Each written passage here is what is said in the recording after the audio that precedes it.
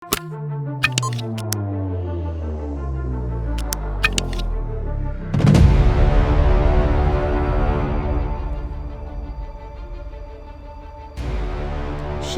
banyak kejanggalan dalam kasus baku tembak polisi yang terjadi antara Brigadir Nofriansyah Yosua Huta Barat alias Brigadir J dan Baradae. Ternyata, terdapat 4 kejanggalan dalam kasus tersebut.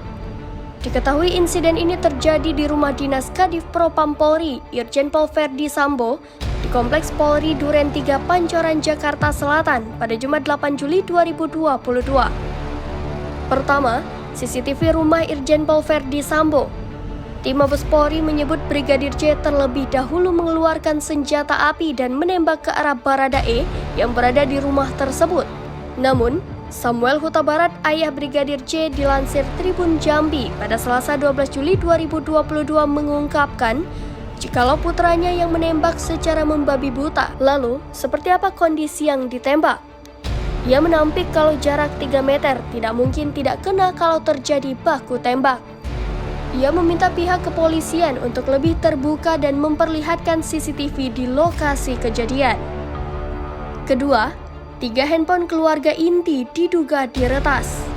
Samuel menjelaskan sejak Senin 11 Juli 2022 malam, usai prosesi pemakaman, sejumlah HP keluarga inti diduga diretas.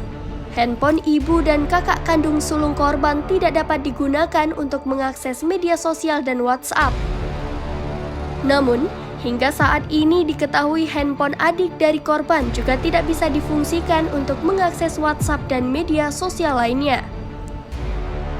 Ketiga, luka sayatan di jasad Brigadir J. Menurut pihak keluarga terdapat luka sayatan di jasad Brigadir J. Luka sayatan di jenazah mendiang tersebut diduga dari senjata tajam.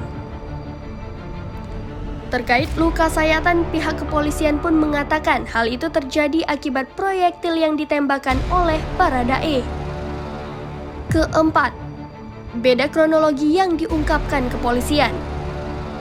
Kronologi pertama yang diungkap pada Senin 11 Juli 2022 oleh Ramdan dikatakan, kejadian bermula saat Brigadir J yang masuk ke rumah dinas Verdi Sambo.